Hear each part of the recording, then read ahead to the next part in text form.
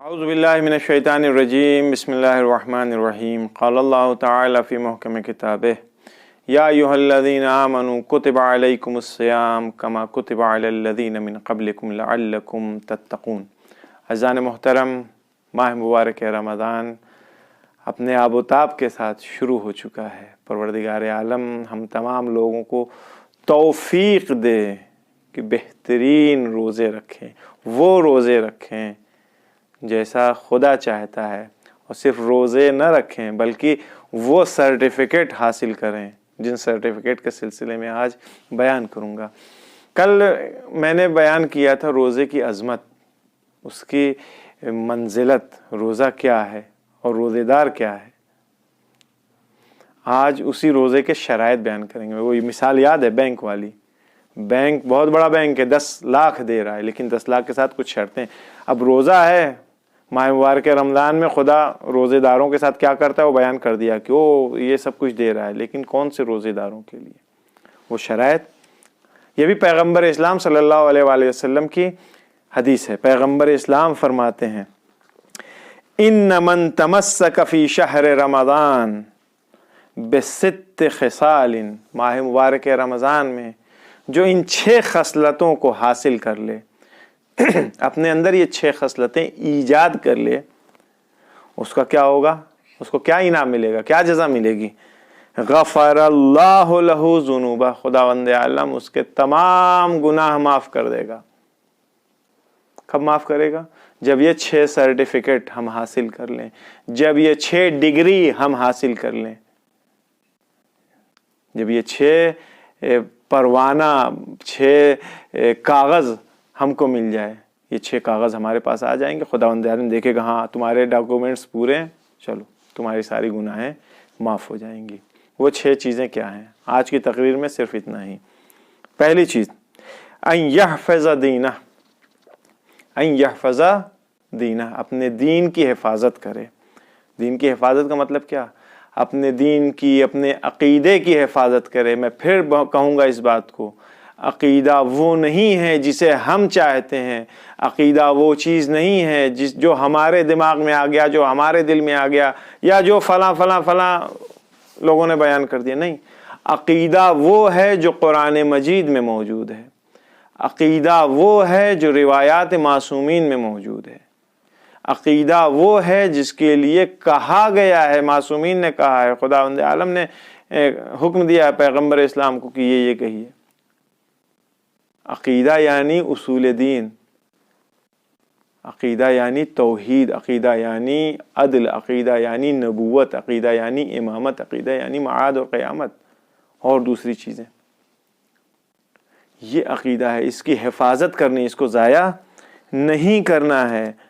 کوشش یہ کرنی ہے کہ ماہ مبارک رمضان میں یہ چیزیں ہماری مضبوط ہوں، صرف ہم حفاظت ہی نہ کریں بلکہ اس کو اور زیادہ مضبوط کریں، اس کا لیول اور ہائی کریں، اپنی معرفت کا، اپنے عقیدے کا۔ پہلی چیز۔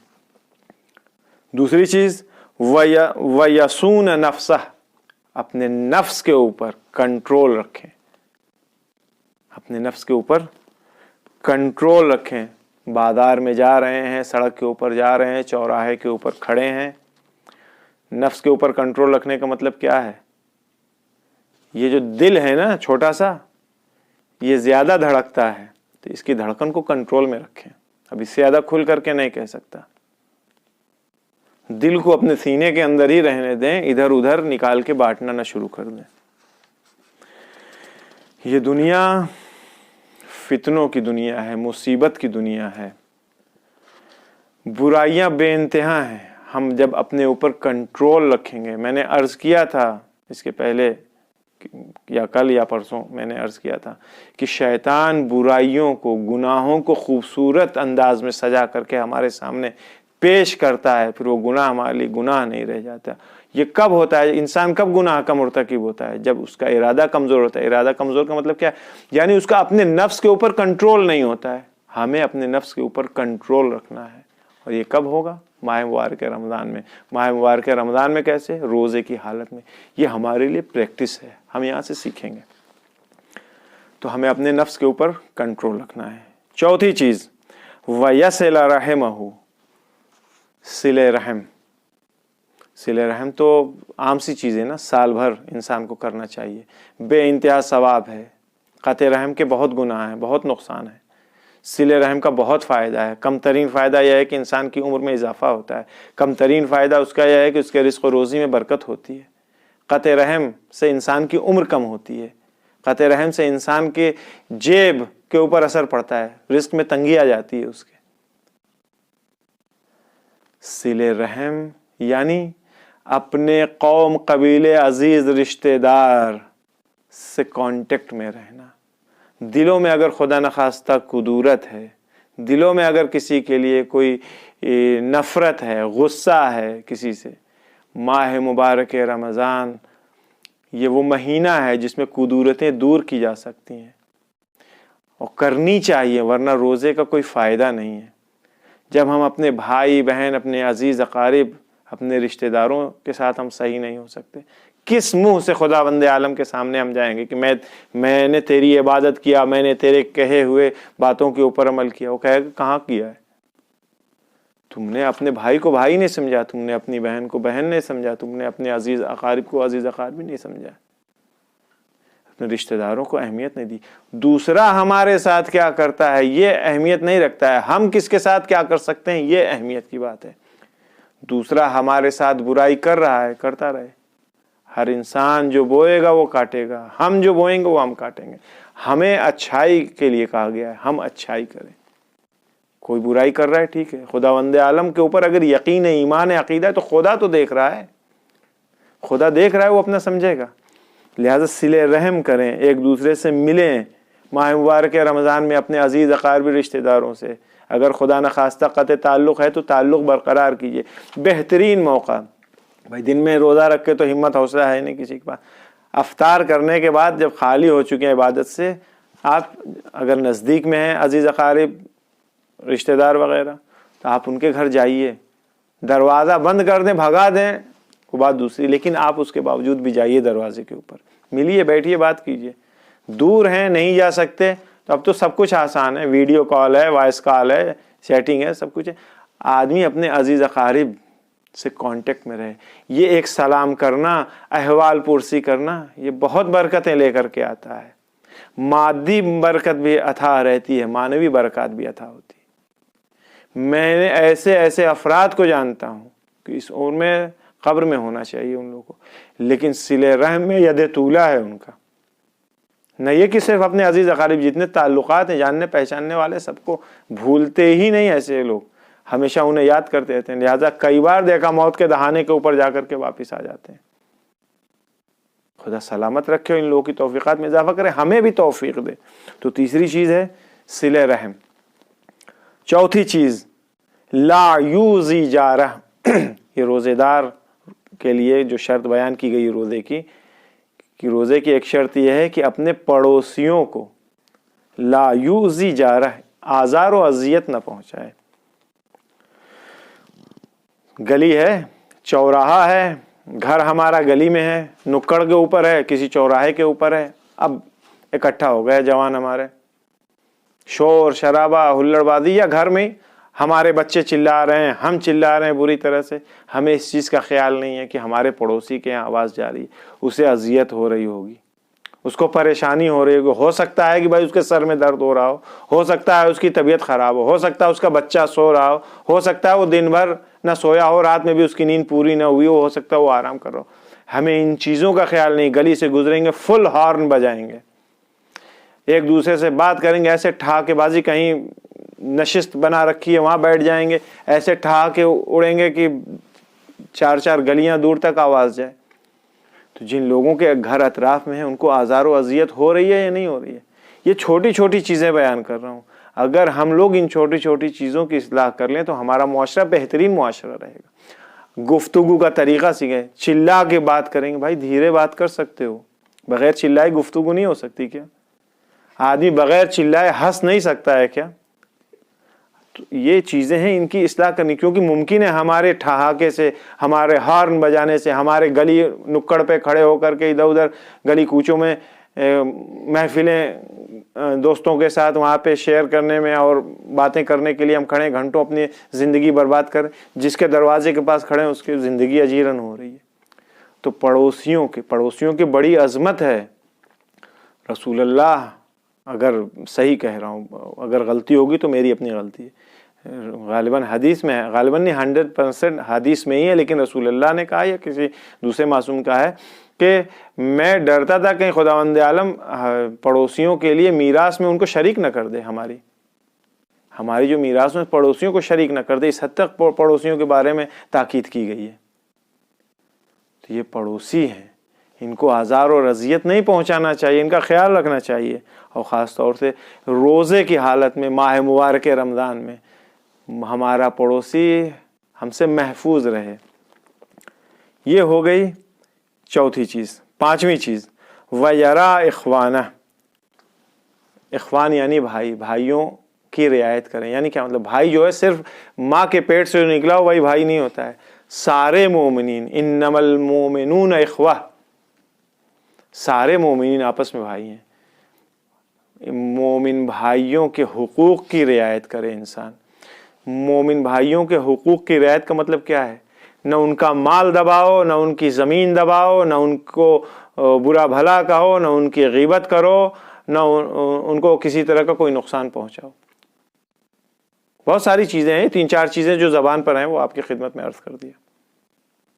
مومن بھائیوں، نہ یہ کہ سگے بھائی کو تو بے طریق اولا، نہ اس کو مارو، نہ اس کو پیٹو، نہ اس کی زمین چھینو، نہ اس کے اوپر تہمت لگاؤ، نہ الزام لگاؤ۔ دوسرے کے لیے، یعنی جو مومن بھائی ہے اس کے لیے منع کیا گیا ہے، سگے بھائی کے لیے کیوں نہیں منع کیا جائے گا؟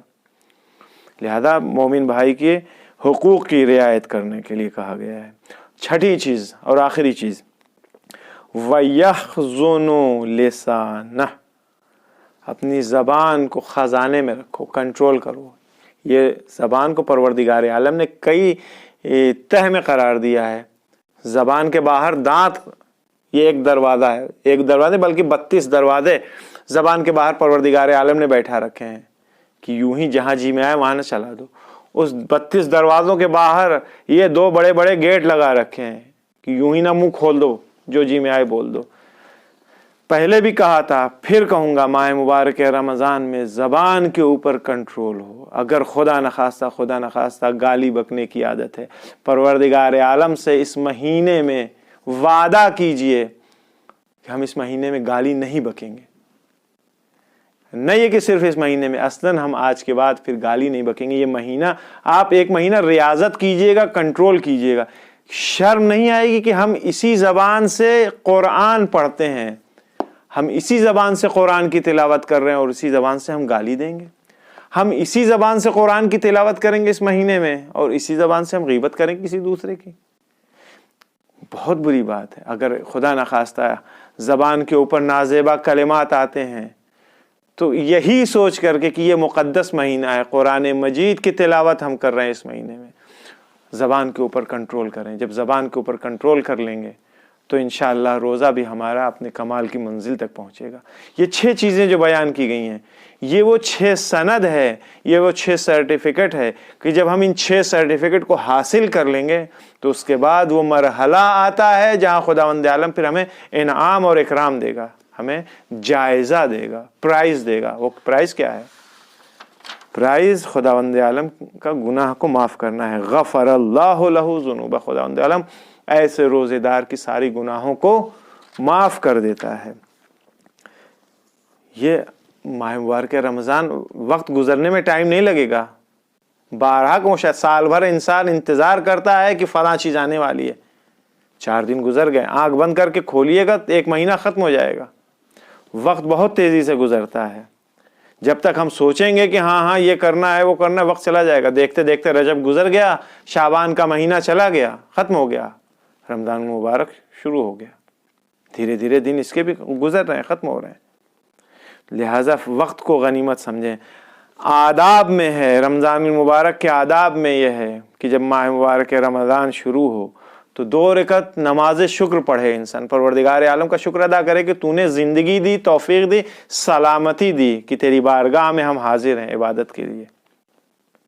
یہی نہیں، حدیث میں ہے کہ اگر انسان غور سے سنیے گا، چھوٹے چھوٹے نسخوں کے انتظار میں بہت سارے لوگ رہتے ہیں، سن لیجئے، حدیث میں یہ چیزیں موجود ہے کہ اگر انسان افطار اور سحر، افطار شروع کرنے کے پہلے، سحر کھانے کے پہلے سورہ انا انزلنا کی تلاوت کرے، یعنی ان سوروں کی تلاوت، اس سورہ کی تلاوت کر کے افطار اور سحر شروع کرے، تو خداوند متعال سحر سے لے کر کے مغرب تک ایسے شخص کو شہید کا ثواب عطا کرتی ہے۔ یعنی وہ ثواب جو شہداء کو ملتا ہے، وہ ثواب اس روزے دار کو ملے گا جس نے سحر کرنے کے پہلے انا انزلنا پڑھا اور افطار کرنے کے پہلے سورہ انا انزلنا کی تلاوت کیا۔ صدقہ دینا بے انتہا مقبول ہے اس مہینے میں، خاص طور سے افطار کے پہلے۔ اگر انسان افطار کرنے کے پہلے کسی کو ایک روٹی ہی صحیح دے دے، یہ پروردگار عالم کی بارگاہ میں بہت مقبول ہے، اور یہ چیز باعث ہوگی، سبب بنے گی کہ یہی صدقہ جو افطار کے پہلے وہ دے رہا ہے، صدقہ مطلب خالی وہ 10-20 روپے، 2 روپے، 5 روپے، 50 پیسے، 1 روپے کا، 2 روپے کا سکہ نہیں ہے، یعنی کوئی بھی چیز جو ہم سچے دل سے دے رہے ہیں، کسی کو بھی، اپنے سگے بھائی کو دے رہے ہیں، بہن کو دے رہے ہیں، بیٹے کو دے رہے ہیں، بیٹی کو دے رہے ہیں، پڑوسی کو دے رہے ہیں، رشتہ دار کو، کسی کو بھی جو چیز ہم صدق دل سے، ایک روٹی، ایک لقمہ، یا جو کچھ بھی XYZ، خرمہ ہے، جلیبی ہے، کوئی بھی چیز ہم اگر دے رہے ہیں سچے دل سے، تو یہی چیز حجاب بنے گی ہمیں آتش جہنم کے لیے، یعنی ہمیں آتش جہنم میں جانے سے روکے گی یہی چیز۔ پیغمبر اسلام کی سیرت میں ملتا ہے صلی اللہ علیہ وآلہ وسلم کی روایت میں ہے کہ جب ماہ مبارک رمضان آتا تھا تو تغیر لون رسول اللہ صلی اللہ علیہ وآلہ وسلم، پیغمبر اسلام کا رنگ متغیر ہو جاتا تھا، ان کی نماز تعداد زیادہ ہو جاتی تھی، بہت زیادہ نماز پڑھنے لگتے تھے، ان کی دعائیں بہت زیادہ ہو جاتی، بہت زیادہ دعائیں پڑھنے لگتے تھے۔ ہمیں بھی اس مہینے میں اپنے اندر ایک چینجنگ لے آنی ہے، اپنے اندر ایک تحول ایجاد کرنا ہے، اپنے اندر ایک تغیر ایجاد کرنا ہے، متغیر کرنا ہے اپنے آپ کو۔ میں نے عرض کیا تھا کہ رمضان المبارک ایک یونیورسٹی ہے، کسی بھی یونیورسٹی کے باہر سے گزر جانے سے اس کا ہم کو سرٹیفکیٹ نہیں مل جائے گا۔ یونیورسٹی میں جانے کے لیے ہم کو کم سے کم اس میں ایڈمیشن لینا پڑے گا، رجسٹریشن کرانا پڑے گا، انٹرنس وغیرہ ہے تو انٹرنس کوالیفائی کرنا پڑے گا، کلاس ہم کو جانا پڑے گا، کلاس میں جانے کے بعد پڑھنا پڑے گا، پھر ایگزام ہوگا، اس کے بعد ہم پاس ہوں گے۔ ماہ مبارک رمضان ایک یونیورسٹی ہے، اس میں ہمیں آنا پڑے گا، ہم داخل ہوں گے، اس کے اندر داخل ہونے کے جو شرائط ہیں اس کے ساتھ داخل ہوں گے۔ پھر جو اس کی کلاسز ہیں، کلاسز وہی عبادت ہے، روزہ ہے، توبہ ہے، استغفار ہے، نیکی ہیں، اچھائیاں ہیں، برائیوں سے اپنے آپ کو دور رکھنا، یہ ساری چیزیں ہیں، ہم انہیں فالو کرتے جائیں گے، آخر میں پھر کہیں جا کر کے ہماری گناہیں بخشی جائیں گی، ہمارا رزلٹ آئے گا۔ کلاس میں اگر کوئی شریک ہو، قاعدے سے پڑھائی نہ کرے تو وہ بھی فیل ہوتا ہے۔ کوئی آدمی صرف ایڈمیشن لے لے، کلاس میں ہی نہ جائے، تب بھی وہ ریجیکٹ کر دیا جائے گا۔ ماہ مبارک میں ہم آ گئے، داخل ہو گئے، ماہ مبارک کا مہینہ شروع ہو گیا، اس کے بعد ہم کچھ کریں ہی نہ، تب بھی ہماری گناہیں نہیں بخشی جائیں گی۔ ہم نے سلیقے سے نہ روزہ رکھا، نہ عبادت کیا، نہ اپنی گناہوں کو بخشوایا، نہ دعا کی، کچھ بھی نہیں کیا، تب بھی ہماری گناہیں نہیں بخشی جائیں گی۔ تو یہ مہینہ عظیم مہینہ ہے، اس کے اندر ہمیں اپنی اصلاح کرنی ہے، اپنے خود کو اپنے سنوارنا ہے، خود سازی کرنی ہے۔ اور ایک آخری بات، علماء کی سیرت میں سے بھی ایک بات، علامہ طباطبائی صاحب تفسیر المیزان، دیکھیے جس طرح سے ماہ مبارک رمضان میں دوسری ساری چیزیں ضروری، اسی طرح سے ولایت کا دامن بھی تھامے رکھنا بہت ضروری ہے۔ ایسا ممکن نہیں ہے کہ انسان ولایت کے دامن کو نہ تھامے اور سارے اعمال انجام دے تو قبول جائیں گے، نہیں، ولایت کے بغیر کچھ بھی ممکن نہیں ہے۔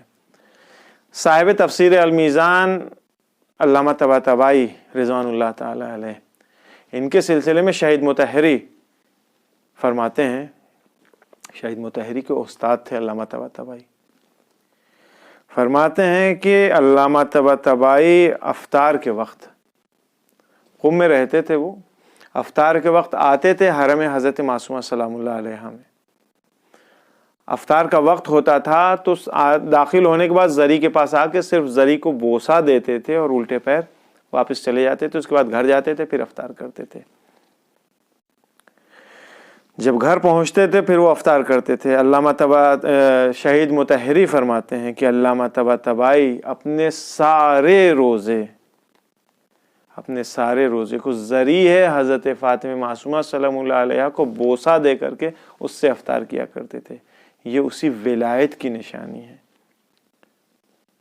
پروردگار عالم کی بارگاہ ہمیں دعا گو ہیں کہ خداوند عالم ہم لوگوں کو توفیق دے، اس قرآن مجید کے صدقے میں، اس عظیم مہینے کے صدقے میں ہم لوگوں کو توفیق دے کہ ہم لوگ ان شرائط جو آج بیان ہوئی ہے ان کے اوپر عمل کریں۔ ایک بات اور یاد رکھیے کہ یہ جو 6 شرط بیان کی گئی ہے، ان میں سے 3 شرطیں جو پہلی دوسری اور تیسری شرط ہے، یہ 3 شرطیں خود انسان سے ریلیٹڈ ہیں، یعنی میرے سے ریلیٹڈ ہے، آپ سے ریلیٹڈ ہے۔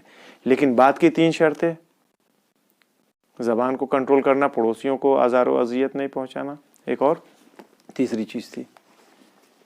یہ 3 چیزیں جو ہیں ان کا تعلق دوسروں سے ہے، سماج سے ہے، پڑوسیوں اور دوسرے اپنے مومن بھائیوں کے حقوق کی رعایت کرنا۔ یہ 3 چیزیں جو ہیں ان کا تعلق دوسروں سے ہے۔